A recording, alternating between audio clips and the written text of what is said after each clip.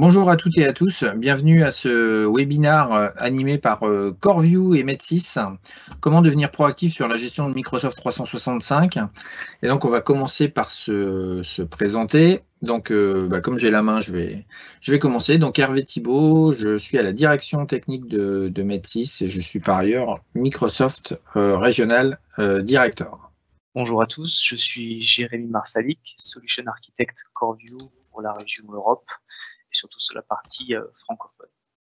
Bonjour à tous, Vincent Convert, je suis en charge de développement pour CoreView sur la France, accessoirement la Suisse, et ravi d'être présent avec vous aujourd'hui.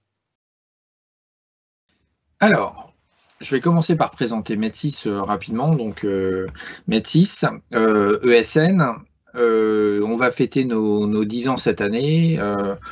Malgré l'année 2020 qui a été compliquée pour tout le monde, donc on continue une croissance forte, et notamment on a ouvert en 2020 deux nouvelles agences en France, à Bordeaux, à Aix-en-Provence et Strasbourg.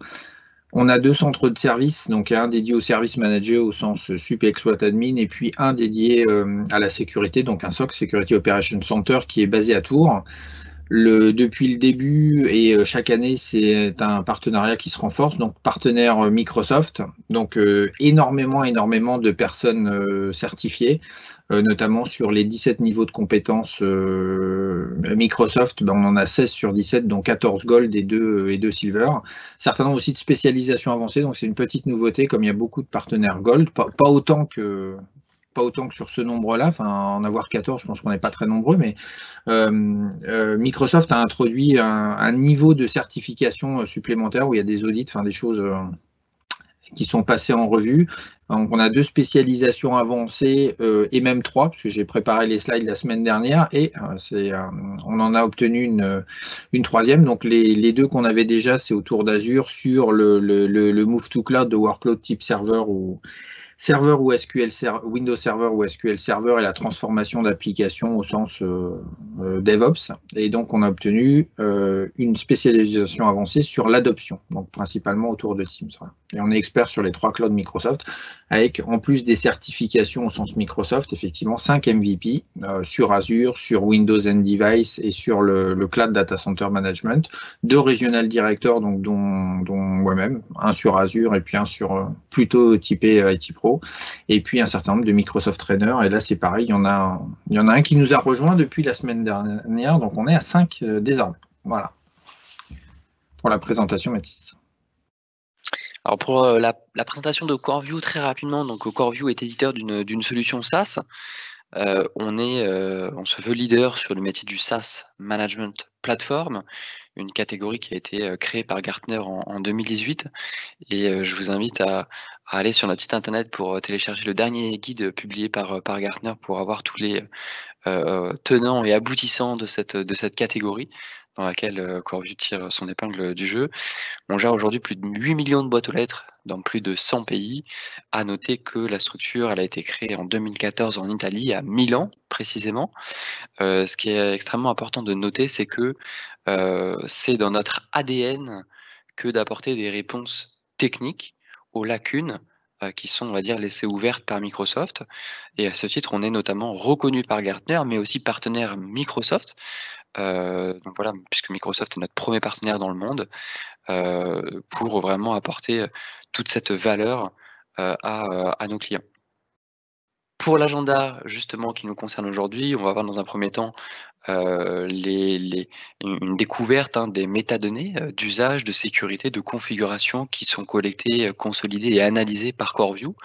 On ira ensuite dans une démo avec Jérémy et Hervé sur comment on va pouvoir surveiller des indicateurs, on va dire sensibles lors d'usage de sécurité. Dans un second temps, comment pouvoir automatiser la remédiation de ces non-conformités, pour finir par une session de questions-réponses. Pour les éléments qui seront vus aujourd'hui, alors là, on vous a préparé une petite slide à trous, et on viendra la compléter du coup en fin de webinaire pour ouvrir la thématique. L'objectif de ce que vous allez voir aujourd'hui, c'est comment est-ce qu'on va pouvoir vous aider à améliorer l'efficacité des équipes IT, venir soulager la DSI, en venant bien sûr simplifier l'administration, rationaliser, automatiser vos process, tout en maîtrisant vos données et vos rapports. Alors on verra ce qui permet de venir maximiser le ROI sur Microsoft 365 et naturellement sur la partie réduction des risques. Alors il manque un élément et je garde du coup la surprise pour la fin, mais on va bien sûr s'attarder aujourd'hui sur la partie surveillance d'indicateurs et la correction de non-conformité. À noter qu'aujourd'hui donc, CoreView se positionne comme une console unique, multi-tenant, donc à mettre en perspective avec les dizaines d'admin centers Microsoft. Alors en ce sens, CoreView se positionne comme une surcouche aux admin centers Microsoft, depuis laquelle on peut absolument tout faire pour tout ce qui touche, on va dire, à la partie administration quotidienne, opération quotidienne sur un tenant Microsoft, avec par ailleurs près de 300 métadonnées qui sont collectées et consolidées par CoreView depuis les admin centers Microsoft. Par ailleurs, 200 rapports qui sont également préconstruits, personnalisés et sur lesquels on peut venir prendre des actions pour permettre à toutes les parties prenantes Microsoft 365 de travailler beaucoup plus vite sur l'administration du tenant. Et on va bien sûr voir également que cette partie d'administration, elle se fait bien sûr sur la partie périmètre Microsoft 365, donc la partie cloud, mais qu'on va aussi être en capacité d'étendre cette partie sur la partie on-prem. Et on va du coup maintenant passer à la partie démo avec Jérémy. Alors justement, Vincent, tu venais de parler du fait qu'on avait tout un ensemble de rapports préconstruits. Et alors je prendrai durant ce webinaire tantôt le discours du client, tantôt le discours de l'intégrateur, donc Metis. Donc là, je vais me positionner du point de vue client.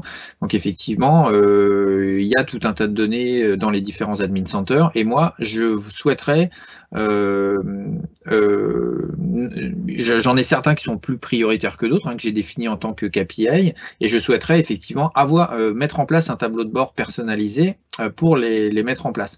Donc j'ai pris aussi bien, moi ce qui va me concerner principalement, il y a des aspects sécurité, évidemment, donc qui tournent beaucoup autour de ça, je pense que c'est un grand classique pour tout le monde, les administrateurs qui vont avoir qui n'auront pas d'expiration à leur mot de passe, des utilisateurs à risque identifiés, et on y reviendra un petit peu dans la suite de la démonstration pour le traitement des clients.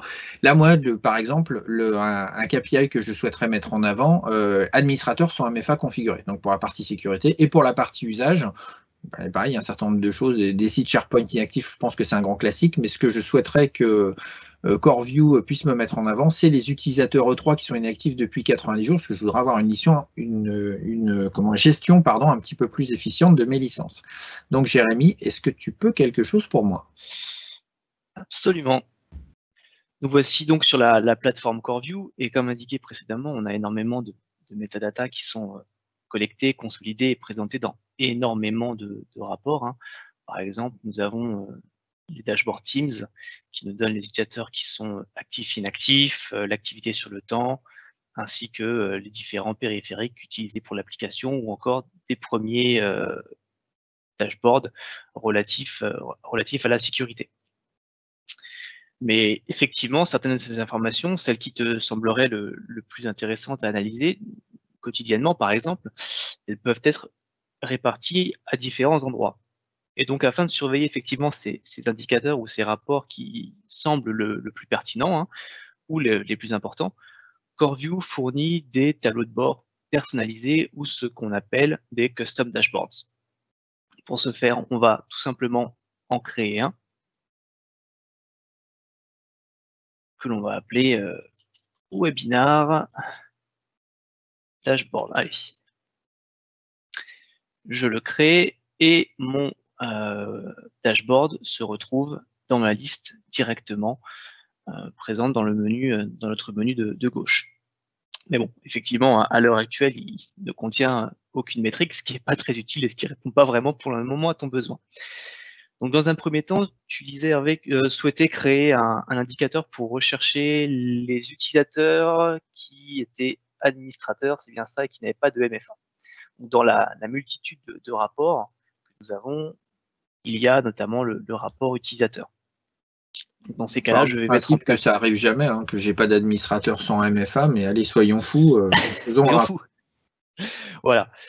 Alors, on a effectivement énormément d'informations qui sont déjà présentes directement depuis le rapport. Et je pourrais commencer par utiliser les filtrages colonnes.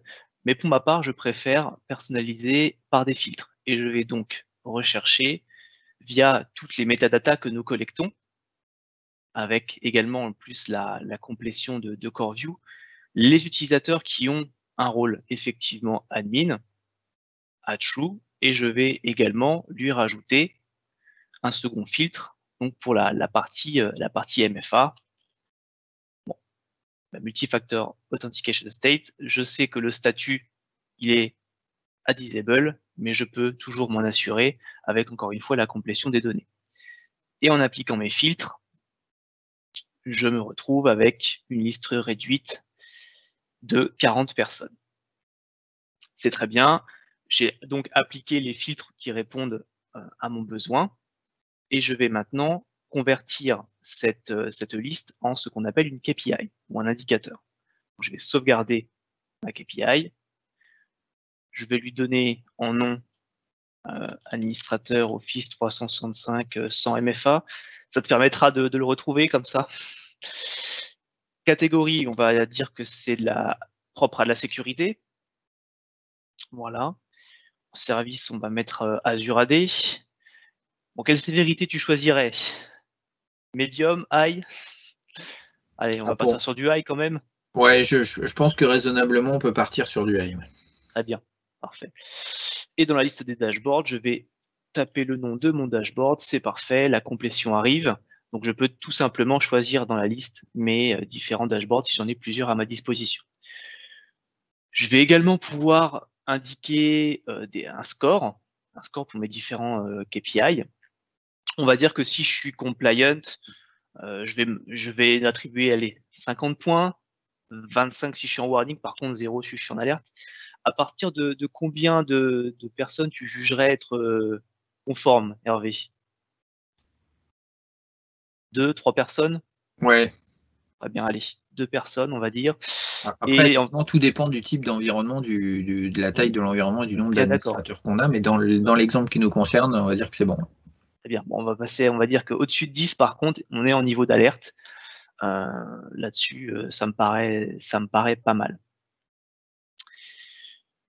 Je peux également ajouter des actions directement de remédiation sur ma KPI. Et dans ce cas-là, on va se concentrer sur éventuellement l'ajout du MFA ou sa configuration directement depuis la KPI. Je pourrais éventuellement créer aussi des exceptions, mais pour l'instant, cela ne m'intéresse pas. Et je vais donc valider ma KPI. Si je retourne sur mon custom dashboard, ma KPI est en place. Et en cliquant dessus, je retrouve les filtres que j'ai déjà mis en place. Donc c'est un moyen rapide pour moi de m'assurer que les informations sont toujours conformes à ce que j'ai mis en place, puisque j'ai toujours mes fameux 40 résultats. Et si je souhaite également apporter des actions correctives depuis ma KPI, je pourrais déjà sélectionner des actions pour engager la correction du MFA. Le MFA ayant été sélectionné comme action liée à ma KPI, dans la liste d'actions disponibles, elle est mise en tête des actions correctives que je pourrais apporter sur ma KPI. Maintenant que cette première KPI est en place, donc c'était les utilisateurs E3 qui ont une inactivité depuis 90 jours. Bon, pour cela, je vais pouvoir changer de dashboard et je vais par exemple aller sur mon dashboard de consommation. Je vais appliquer mes fameux filtres. Donc, je vais choisir effectivement 90 jours. Je vais rafraîchir mes données avec les utilisateurs inactifs.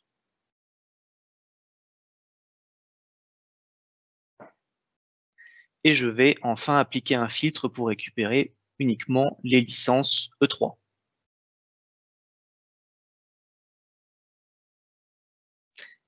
Mes données sont rafraîchies et je me retrouve maintenant avec 49 résultats. Parfait. Même principe. Je vais à présent que mon indicateur est correctement positionné au niveau de ses filtres, le sauvegarder. Celui-là, je vais l'appeler utilisateur E3, allez, inactif depuis 90 jours. Catégorie, on va mettre, c'est de l'usage ou de l'adoption. Voilà, usage, parfait. Service, licence. Sévérité, bon, on est sur quelque chose d'un peu plus bas. On va pas lui donner une criticité aussi importante que précédemment. Toujours mon dashboard. Je pourrais lui mettre encore une fois un score, des actions correctives, des exceptions, mais bon, pour l'instant, je vais laisser ça comme ça. Effectivement, en règle générale, c'est le code couleur associé à un niveau de criticité, comme tu le sous-entendais. On le voit plutôt sur les KPI de sécurité que sur les KPI niveau usage. Enfin, tout dépend de chaque société, mais c'est plutôt une règle générale. Je vais quand même lui en mettre un petit score et 5, 0. Histoire qu'on a un peu de couleur dans le dashboard. Ça. Bon, visiblement, il semblerait qu'il veuille une exception. C'est pas grave, je lui en rajoute une. Et si je retourne à nouveau sur mon dashboard, je me retrouve effectivement avec mes deux indicateurs qui, malheureusement, pour l'instant, sont au rouge. Bon. Tu avais également d'autres indicateurs. Donc, une fois mes indicateurs créés par ma main, je peux également compléter mon tableau de bord personnalisé avec des indicateurs que j'ai moi-même créés par le passé ou que certains de mes collègues opérateurs ont pour leur part déjà mis en place. Donc, si je mettrais à chercher les KPIs côté sécurité, les fameux administrateurs avec mot de passe sans expiration, les utilisateurs à risque et les périphériques synchronisés non conformes. Et sur la partie usage, je vais pouvoir retrouver mes fameux sites SharePoint inactifs, mes licences Office Pro Plus en doublon et mes licences E3 sans utilisation de Teams. Et en validant, je me retrouve avec mon dashboard qui est à présent complété. C'est très facile à mettre en place, très rapide. Et une fois qu'on a ses propres indicateurs, on est en capacité de revenir très rapidement sur l'utilisation des différentes KPI. Avec une notion de score, effectivement, qui est assez importante. On s'y est pas mal habitué. Je pense que la plupart des personnes qui sont connectées à ce webinaire connaissent l'Identity Secure Score, notamment qu'on peut retrouver dans Azure AD et qui permet de savoir un petit peu comment on se situe par rapport à des KPI. Alors, l'Identity Secure Score, c'est plutôt par rapport à un existant qu'il est possible de faire. Et là, par contre, c'est vraiment comment on se situe par rapport au KPI qu'on a soi-même établi. Et donc, de mesurer après une évolution dans sa performance pour la résolution, effectivement, des différentes problématiques qu'on a au sein de l'entreprise. Absolument. Et le Secure Score étant remonté dans CoreView, on a effectivement ce premier indicateur qui est à notre disposition, mais c'est vrai que les tableaux personnalisés permettent d'aller plus loin. Donc, voici comment je suis capable de répondre à ton fameux besoin de mettre en place des indicateurs sécurité et usage dans un tableau que je peux en plus partager à mes différents opérateurs. Alors maintenant qu'on a vu effectivement que tout un ensemble je pouvais remonter tout un ensemble d'indicateurs et puis ça, souvent c'est bien, c'est effectivement le premier niveau pour savoir déjà qu'est-ce qui se passe dans mon entreprise ou dans mon organisation, c'est de se dire effectivement est-ce que je vais être en mesure, l'outil peut m'aider à remédier à un certain nombre de dysfonctionnements, on va dire, que je vais retrouver dans ces tableaux de bord. Et notamment, un grand classique, et notamment surtout en ce moment avec le niveau d'attaque qu'on peut avoir partout. Faut pas en gros, il y a un moment, on disait qu'il y avait deux populations, c'est ceux qui étaient attaqués et ceux qui ne l'étaient pas encore. Je pense que c'est maintenant ceux qui savent qu'ils sont attaqués et ceux qui ne le savent pas. On est passé vraiment à un niveau supérieur. Et notamment le traitement des utilisateurs à risque.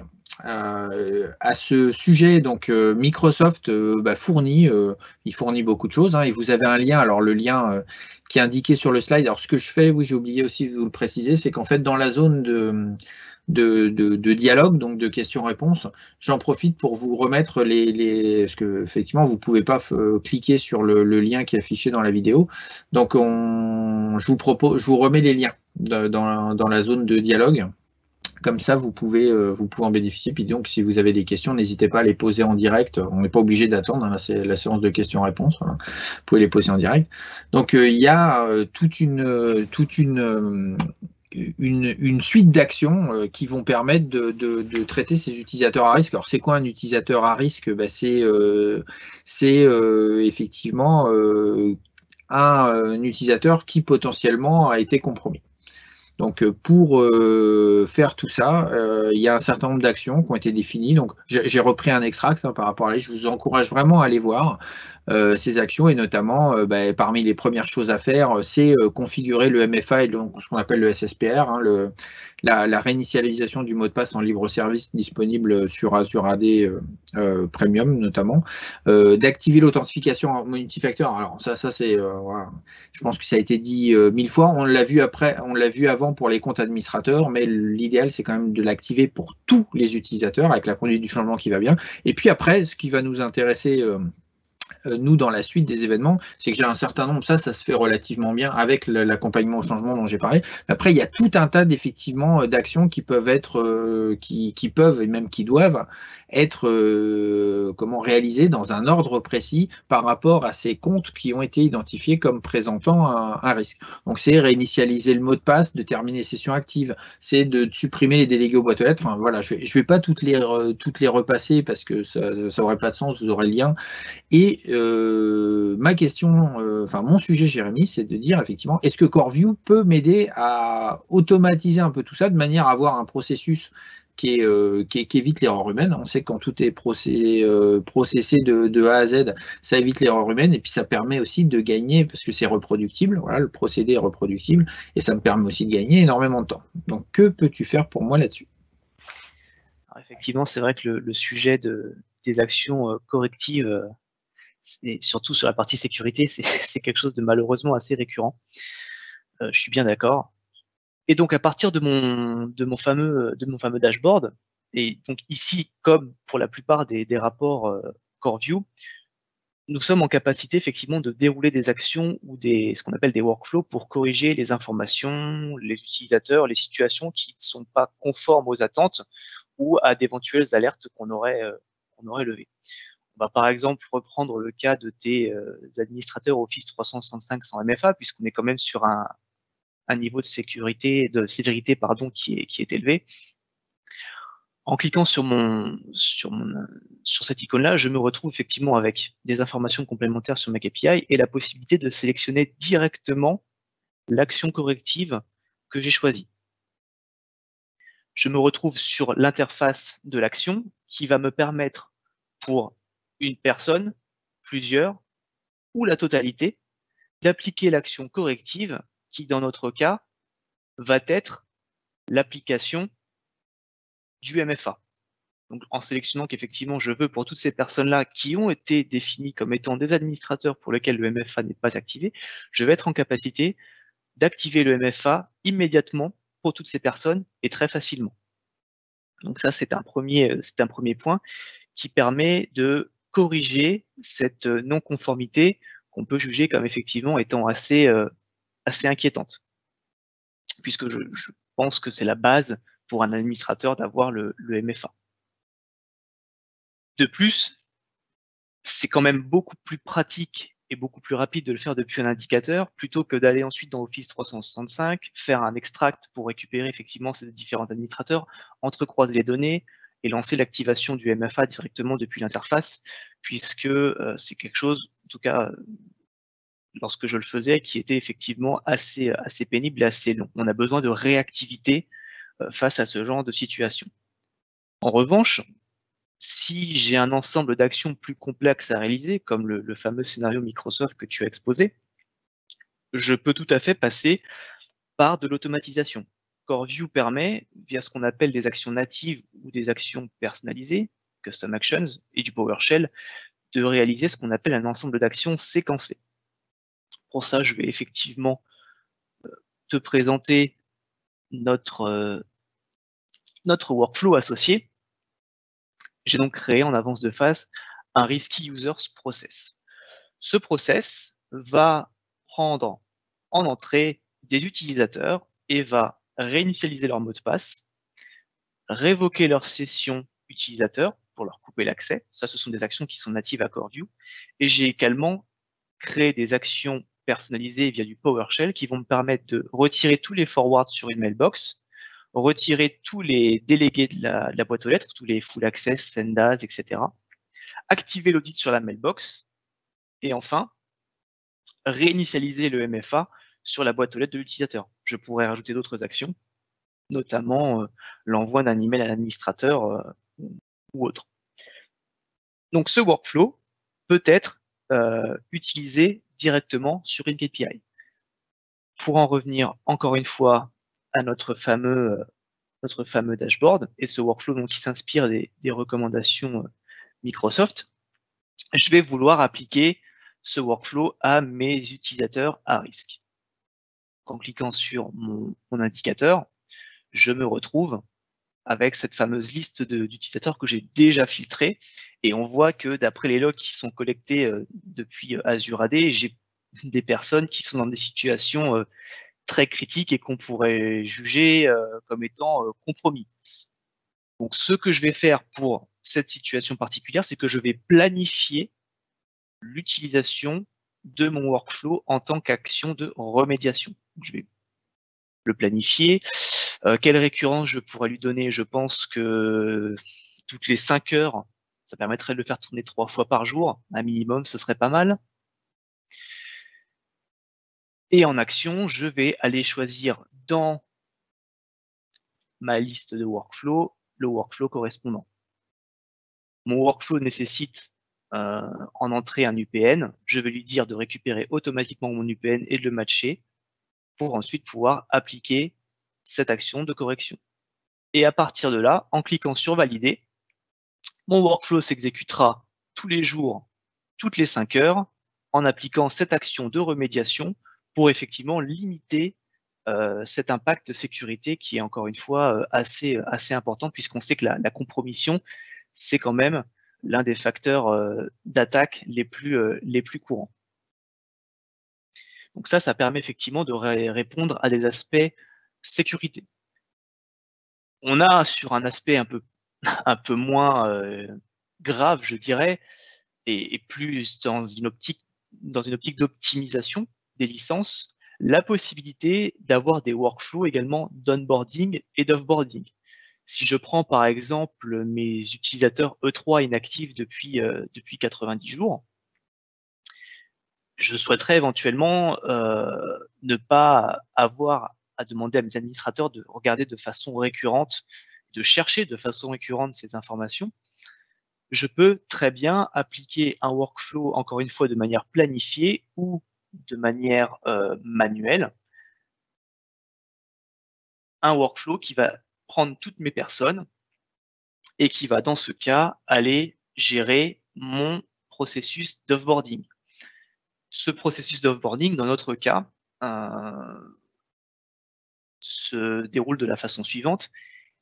Il valide via une approbation, via un envoi de mail, la suite des opérations. Si on clique oui, si on clique non, l'action est plus ou moins déclenchée. On va ensuite wiper le contenu des périphériques de l'utilisateur, faire une recherche du contenu dans la boîte aux lettres pour tous les contenus qui seraient non conformes à la GDPR, donc tout ce qui a trait à du contenu personnel, révoquer les sessions de l'utilisateur, convertir la boîte aux lettres en shared mailbox, laisser un petit délai parce qu'effectivement la conversion peut prendre un peu de temps. Sur le OneDrive de l'utilisateur, on va également donner à son manager des droits administrateurs pour récupérer les éventuelles données de travail, révoquer les sessions, révoquer les licences et enfin révoquer le compte de l'utilisateur, et tout ça de façon automatique. Et encore une fois, ce sont des actions qui peuvent être réalisées soit manuellement, directement depuis un indicateur, soit de façon récurrente et automatisée. Donc ça, c'est vraiment sur la partie automatisation, remédiation, que ce soit pour la partie sécurité ou la partie usage. Dernier aspect de cette partie action corrective et automatisation, on ne parlait jusqu'à présent que de la partie Microsoft 365, comme vous avez pu le voir. Or, CoreView permet d'aller plus loin dans la remédiation, avec la capacité d'aller corriger des informations, des attributs ou des situations liées aux environnements on-premise. Pour cela, je vais passer sur un autre environnement de démo sur lequel nous avons notre fameux agent hybride. Et en prévision de ce webinaire, j'ai créé un indicateur tout simple. Ce KPI me donne le nombre d'utilisateurs qui sont membres d'un groupe Active Directory on-premise qui est en charge de suivre les administrateurs de Microsoft Teams. Ce KPI a été construit de façon à m'avertir si j'ai plus d'une personne qui est membre de ce groupe. Or, on constate bien qu'il y en a deux. Et donc, pour aller dans le détail, on va donc cliquer sur notre KPI. Et on s'aperçoit bien que ce groupe est effectivement un groupe on-premise puisqu'il dispose d'une OU. Il est DIRSync, c'est-à-dire qu'il est synchronisé avec notre Active Directory on-premise. Et effectivement, j'ai bien deux personnes. Bon, je fais confiance à Maurice Leblanc, hein, lui je le connais, il n'y a pas de problème. Mais Arsène Lupin, il n'a rien à faire là. Je le sais parce que c'est bien moi qui gère les administrateurs Teams. Je vais donc pouvoir très simplement, à partir de l'interface CoreView, le retirer du groupe via une action ici de Remove Security Group Member. Et en validant mon action, je vais donc aller corriger la conformité côté on-premise, ce qui aura pour effet évidemment de corriger cette non-conformité sur mon environnement. Voilà comment je peux très rapidement, très efficacement, directement à partir d'indicateurs, corriger des actions, encore une fois, de non-conformité, que ce soit du cloud, de l'on-premise, de la sécurité et de l'usage. Et c'est comme ça, effectivement, que je peux répondre à ton besoin, Hervé. Ouais, donc ça c'est un sujet important parce qu'effectivement, ce que j'en comprends, hein, c'est que moi, si j'ai établi un certain nombre, donc il y a tout ce que me propose CoreView nativement comme action, etc. Et si moi j'ai développé des scripts, donc essentiellement un PowerShell, mais que comme tout sujet, quand on a un ensemble de scripts, le plus compliqué c'est de les ordonnancer ou de les séquencer. Donc CoreView va venir à mon secours et va permettre justement de pouvoir récupérer cette intelligence dans les scripts que j'ai développés et me proposer un séquencement de bout en bout des opérations. Absolument. Et puis deuxième sujet, c'est qu'effectivement, il n'y a pas que la partie cloud. Il y a encore beaucoup de clients et je pense beaucoup de ceux qui sont parmi nous aujourd'hui, effectivement, qui disposent d'environnements hybrides et donc d'une infra encore on-prem. Et c'est vrai que souvent c'est un petit peu le parent pauvre. On aimerait pouvoir faire ce qu'on sait faire sur Office 365, le répliquer un petit peu sur la partie on-prem. Juste, si tu peux me donner deux, trois infos techniques sur la façon dont ça marche pour effectivement exécuter des actions on-prem. Oui, alors juste, je vais revenir très rapidement, c'est que nous, on est capable avec CoreView d'attaquer tous les modules PowerShell qui sont mis à disposition de Microsoft. Donc on est capable, encore une fois, sur 365, d'attaquer effectivement de l'Azure AD, de l'Exchange, du Teams, du SharePoint, du Skype for Business, etc. Et on a effectivement cette fameuse partie on-premise qui va nous donner la possibilité d'attaquer de l'Active Directory et de l'Exchange on-premise. Microsoft continuant de dire que le mode hybride, ça reste la norme. Hein. De notre côté, CoreView, comment ça s'articule? On va déployer notre fameux agent hybride on-premise sur une machine dédiée. Et cet agent va recevoir des jobs pushée depuis la plateforme CoreView. Donc, c'est une communication qui est unidirectionnelle. On push des jobs directement à l'agent et celui-ci les exécute contre l'Active Directory. C'est basé, pour ceux qui ont des notions d'Azure IaaS, sur l'Azure Service Bus, qui permet donc de communiquer via des canaux évidemment sécurisés et un nombre de ports restreint, des demandes de job à l'agent qui ensuite effectue ses actions sur l'Active Directory on-premise. Et il n'y a pas de remontée d'informations en direct côté CoreView, tout passe via la synchronisation Azure AD Connect, qui synchronise ensuite l'Azure AD, qui lui est ensuite synchronisé avec CoreView. Voilà. Mais ça, je pense que c'est quelque chose d'important sur lequel tu mettais le doigt, c'est la partie effectivement confidentialité. En passant par CoreView, on ne s'expose pas plus enfin pas plus, le terme n'est pas super heureux, mais voilà, on n'a pas une surface d'exposition en termes de confidentialité différente de ce qu'on pourrait avoir effectivement en recourant au service Office 365. Absolument, on utilise voilà, pour l'authentification notamment, comme on est basé sur les technologies Microsoft et sur Azure, on utilise exclusivement ce que Microsoft nous met à disposition. Plus la sécurité Microsoft est importante, plus CoreView est sécurisé. Parfait, c'est exactement ce que j'attendais en tant que client. Eh bien, écoutez, messieurs, merci à vous pour ces éléments et ces précisions techniques. Alors, du coup, pour ouvrir maintenant un petit peu le sujet sur les différents éléments qu'on a pu voir ensemble et reprendre un petit peu de hauteur. Donc, on a pu voir comment est-ce que on pouvait améliorer l'efficacité des équipes IT et par ailleurs réduire les risques, donc via une approche proactive, d'accord? On met en place des indicateurs, aussi bien d'usage que de sécurité, pour venir automatiser toute cette rémédiation. Alors, CoreView va adresser par ailleurs d'autres sujets qui avaient cette notion de maximiser le ROI sur Microsoft 365. Alors, comment est-ce qu'on adresse cette partie? Eh bien, en étant en capacité de mesurer extrêmement finement les usages, que ce soit sur la partie Exchange, Teams ou encore SharePoint, bien sûr pour pouvoir accélérer l'adoption. Pouvoir aussi gérer le cycle de vie de vos licences. Alors, aussi bien via des processus qui seraient standardisés de type onboarding, offboarding, mais aussi par une analyse extrêmement fine de l'usage des licences. Qui utilise quoi? Quels produits? Avec quelle date de dernière activité? Quelles sont les licences assignées, non assignées, peut-être assignées mais non actives, peut-être aussi des licences surdimensionnées, pour enfin pouvoir contrôler l'attribution des licences via des mécaniques de quotas, pour aussi faciliter le reporting de refacturation pour vos entités, donc particulièrement puissant pour des structures qui sont, on va dire, multi-pays, multi-filiales, peut-être multi-sites, et qui ont cet exercice de refacturation des licences qui peut prendre plusieurs jours, voire complètement une semaine pour certains de nos clients. Et enfin, cette partie réduction des risques, où on a un pilier supplémentaire qui fait son apparition, c'est la notion de cloisonnement et de délégation d'administration. Donc on pourrait dédier un nouveau webinaire complètement sur cette thématique.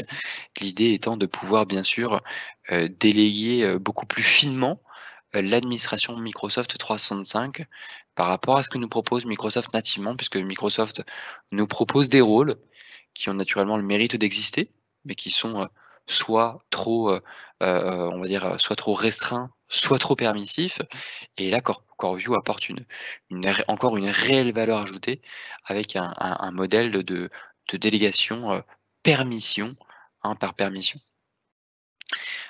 Sur les éléments supplémentaires, donc on avait évoqué cette approche, une console unique versus les design admin center, avec cette capacité aussi multi-tenant, c'est l'ensemble de ces métadonnées collectées par CoreView, tous ces rapports préconstruits. On a du coup vu ensemble via ce scénario de démo, la possibilité de pouvoir personnaliser des indicateurs d'usage et de sécurité. Ce qui est extrêmement important pour vous, c'est de pouvoir visualiser des indicateurs qui sont propres à votre contexte, de pouvoir par ailleurs personnaliser un score par rapport à votre environnement, pouvoir bien sûr réutiliser des morceaux de script PowerShell en action personnalisée pour pouvoir adresser des scénarios quelque part très complexes et qui peuvent être très techniques, on va dire sans CoreView, et aussi réduire bien sûr, hein, le coût et la charge de travail, qui est liée à la maintenance, et à la lourdeur bien sûr de systèmes automatisés en PowerShell. Ce que Jérémy a pu vous montrer via ces workflows automatisés, donc pour la partie rescue user et surtout même pour la partie peut-être onboarding et offboarding, on est en capacité de faire communiquer des solutions tierces avec CoreView. On peut par exemple venir via un formulaire form ou via un Power Apps par exemple, et bien demander l'exécution d'un workflow CoreView. Alors qu'est-ce qu'on pourrait avoir en cas d'usage? Eh bien pourquoi pas via un Forms ou un Power Apps, mettre à disposition en self-service des utilisateurs la possibilité de créer un groupe Teams avec une convention de nommage correctement définie, et du coup ce formulaire, le process viendrait exécuter un workflow CoreView, et CoreView viendrait du coup dans ce sens créer le groupe Teams qui va bien avec du coup la bonne convention de nommage. Au même titre que on a des clients aujourd'hui qui réalisent leur processus d'onboarding par exemple depuis des solutions d'ITSM, typiquement un ServiceNow. Donc par exemple on a un ticket ServiceNow qui est créé via une solution de type SIRH, et le ServiceNow va venir appeler un workflow d'onboarding CoreView pour venir créer un utilisateur on-prem, forcer la synchronisation via AD Connect, assigner une licence, s'assurer que le MFA est bien activé pour assigner un utilisateur au bon groupe Teams selon le département dans lequel il travaille par exemple, et pourquoi pas aller plus loin en venant également faire le provisioning de cet utilisateur sur la partie Teams téléphonie. Voilà, tout ça, ce sont des cas d'usage qui sont dans le domaine du possible côté CoreView, puisqu'aujourd'hui on est bridé uniquement par les limites de PowerShell. Sur la partie sécurité et précisément audit log, hein, il y a un point qui est aussi extrêmement important, c'est cette capacité que CoreView propose de venir faire de la rétention des audit logs de sécurité pendant une durée d'1 an. À savoir que c'est proposé entre 30 à 90 jours par Microsoft aujourd'hui. Donc voilà, hein, Hervé évoquait en introduction, quelque part, il y avait 2 types de clients aujourd'hui, hein, ceux qui savent qu'ils sont attaqués et ceux qui ne le savent pas.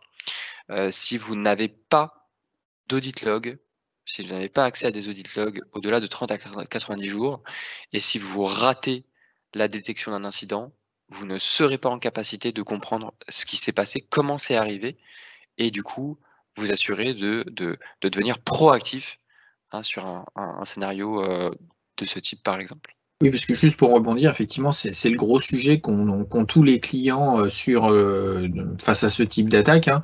C'est de se dire, oh, ok, on travaille encore avec un certain nombre de clients sur des processus de disaster recovery au niveau d'Active Directory, donc que ce soit global au niveau de la forêt, au niveau d'un domaine, au niveau des partitions, enfin au niveau d'un certain nombre d'objets, et toute la question c'est de dire, bon bah ok, j'ai une sauvegarde, j'ai un processus qui peut remonter ça, mais effectivement, à partir de quel moment je suis en mesure d'établir que je n'étais pas compromis et que donc c'est cet état-là que je vais restituer, quoi. Ça, c'est toujours la première question et la plus difficile à se poser dans ces cas-là. Complètement. Moi, je vais reprendre ma casquette intégrateur et rebondir sur 2 points que tu as évoqués. Le premier, c'est qu'effectivement, il y a énormément de choses à faire dans les scénarios de onboarding, mais également de offboarding, que ce soit pour des comptes à privilège, donc le type des comptes d'administration, ou des comptes utilisateurs relativement classiques. Puis le deuxième sujet, tu l'as évoqué, effectivement, dans les rôles autour d'Azure AD, donc ce qu'on peut avoir de défini, donc notamment ceux qui sont définis dans Azure AD. Ça c'est vraiment quelque chose qu'il faut regarder régulièrement. Donc Azure AD évolue vite. C'est le principe de toutes les solutions, hein, mais on a vraiment 2 outils. Alors il y a Teams fonctionnellement qui apporte des nouveautés presque, oui, c'est hebdomadaire, mais côté Azure AD et côté Intune, c'est pareil, on a très très fréquemment des nouveautés, et notamment au niveau des rôles, parce qu'au début on est parti d'assez loin et il y avait beaucoup de gens par exemple qui pouvaient être global admin, parce que c'est la façon de voir un certain nombre de choses. Donc on vous encourage vraiment. N'hésitez pas aussi à nous solliciter sur le sujet, et bien sûr comment CoreView apporte une grande aide pour voir ces choses-là, c'est que régulièrement il apparaît de nouveaux rôles. Ça veut dire qu'effectivement il faut faire un petit peu de veille techno entre guillemets pour aller voir ces nouveaux rôles et refaire une revue. Alors ce que nous on appelle une revue de gouvernance, c'est autant auparavant effectivement on avait tendance à dire quand on faisait le design de la solution. Dans le DAT, il y avait un sujet gouvernance, et une fois que ce sujet était réglé, c'était pas trop revu fréquemment. Là, on vous encourage à revoir à minima 2 fois par an la gouvernance, donc sur 2 aspects. Les rôles, donc on peut avoir effectivement plus de rôles, donc une segmentation beaucoup plus fine que ce qu'on pouvait avoir fait la fois d'avant. Donc si on le fait 2 fois par an, c'est il y a 6 mois. Et puis également, c'est une revue effectivement de la pertinence de l'appartenance d'un certain nombre d'utilisateurs à ces rôles. Voilà. Donc faites-le régulièrement, et donc la veille techno sur Azure AD et sur la notion de rôle en général, et puis ces revues de gouvernance, parce que effectivement en faisant ça vous réduisez d'autant votre surface d'attaque, et en ce moment c'est un sujet qui est extrêmement important et d'actualité. Donc pour revenir effectivement, alors sur la partie audit, ce qu'on fera peut-être, c'est qu'on, de manière à avoir les personnes qui vont être intéressées, on va peut-être les laisser revenir vers nous, Vincent. Oui, tout à fait. Et par souci de confidentialité, on évoquera ce sujet bien sûr hors webinaire, avec les personnes qui ont un intérêt légitime pour bénéficier de cet audit, hein, tout à fait. Donc pour vous expliquer comment ça se passe, hein, c'est rapide. On fait une réunion de lancement effectivement pour préciser un petit peu les attendus, hein. Le but du jeu, c'est pas de se représenter. Alors on va reparler de la solution et de tout ce qu'elle peut faire. Effectivement, le contenu de l'audit, donc on en a parlé au tout début, donc basé sur tout ce qui est CIS. Donc je vous ai remis les liens, hein. Vous avez les liens, et puis Vincent a publié aussi le lien sur la partie des actions sur les utilisateurs à risque dans la conversation. De toute façon, si vous les avez pas, le webinaire est enregistré, et sinon vous revenez vers nous et on vous redonnera bien volontiers ces liens. Donc, on va représenter effectivement le contenu de l'audit. On met en place le connecteur au service SaaS qui va pouvoir permettre de remonter les données. On attend un certain temps, parce qu'effectivement les données vivent, hein. Il y a certaines activités qui demandent un petit peu de temps, pour auditer ce qui peut se passer. Donc c'est minimum 5 jours. Ça, c'est quelque chose qu'on verra avec vous lors de la réunion de lancement. On peut faire un petit peu plus long. Et puis l'idée, c'est de dire il y a un livrable qui est établi, donc vous avez un exemple sur le slide, et c'est de pas vous le fournir tel quel, mais on vous fournit un petit peu de jus de cerveau effectivement, et on vous fait une séance de restitution pour vous alerter sur un certain nombre de points d'attention qui pourraient être remontés par ce livrable. Voilà. Je ne sais pas si Vincent, tu souhaites rajouter quelque chose sur le déroulé du... C'est très clair. Merci. Parfait. Et puis un autre sujet, c'est qu'également nous, Medsys, je pense avoir été relativement clair sur effectivement le partenariat qui est très fort avec Microsoft, et notamment Microsoft nous délègue la réalisation d'un certain nombre on va appeler ça des workshops ou des cloud accélérateurs, et en fait va financer, donc pour le client, l'avantage, c'est que c'est une prestation qui est directement prise en charge par Microsoft, fait un certain nombre d'assessments. Voilà. Donc il y a des choses qui existent sur Azure pour évaluer des move to cloud. Il y en a énormément, et je vous encourage à vous rapprocher de nous si vous avez effectivement une techno en vue, ou éventuellement une notion de POC, effectivement, de savoir la pertinence d'une technologie Microsoft. Voilà, il y a potentiellement et presque à coup sûr on a un Azure Immersion Day ou un workshop pour vous. Donc dans le cas qui nous concerne, effectivement, sur la sécurité, il y a des choses qui sont liées à la partie identité. Vous avez l'Identity Workshop, vous avez des choses qui sont plutôt liées à la conformité au sens data. Vous avez des choses qui sont liées effectivement à la gestion du endpoint, donc on va plutôt retrouver du Intune. Et dans la partie sécurité, vous allez avoir effectivement des choses qui vont toucher à toute la partie sécurité, donc des data, que ce soit sur Office 365, des identités et même plus récemment une partie, donc on a une petite extension qui concerne la partie EDR au sens SIEM, avec notamment Azure Sentinel. Voilà. Donc il y a plein de possibilités financées par Microsoft. Alors bien sûr, il y a des conditions qui sont derrière. Le but du jeu, c'est pas de vous les présenter là. Il faut avoir entamé un certain nombre de mises en œuvre de techno ou avoir une certaine consommation ou s'engager à le faire. Mais voilà, n'hésitez pas à revenir vers nous. Je refais un petit tour pendant que tu affiches ce slide-là sur les questions. Alors, j'ai pas vu apparaître de questions. Alors, Vincent, je ne sais pas si tu veux rajouter. S'il n'y a pas de questions, c'est que vous avez été bon, tout simplement. C'est ça, on va le prendre dans ce sens-là. Je vais juste rappeler le slide avec nos coordonnées, effectivement, et on s'arrêtera là. Donc, par rapport à ce qu'on s'est dit, donc si vous avez des questions vraiment sur la partie CoreView, donc je pense que Jérémy a été très très bon dans ses démos, mais revenez vers Vincent qui au besoin s'appuiera sur Jérémy pour vous donner toutes les informations qui vont bien. Et puis, effectivement, sur la partie intégration, sur les parties sécurité, si en ce moment vous êtes victime d'une attaque et que vous avez besoin d'aide, notamment, on s'autorise à penser en ce moment qu'il y a certaines tensions sur, on parlait d'Exchange on-prem tout à l'heure, hein, qu'il y a certaines tensions sur du Exchange on-prem, n'hésitez pas à revenir vers vous, et notamment, soit votre contact Messis habituel ou mon adresse qui est ici.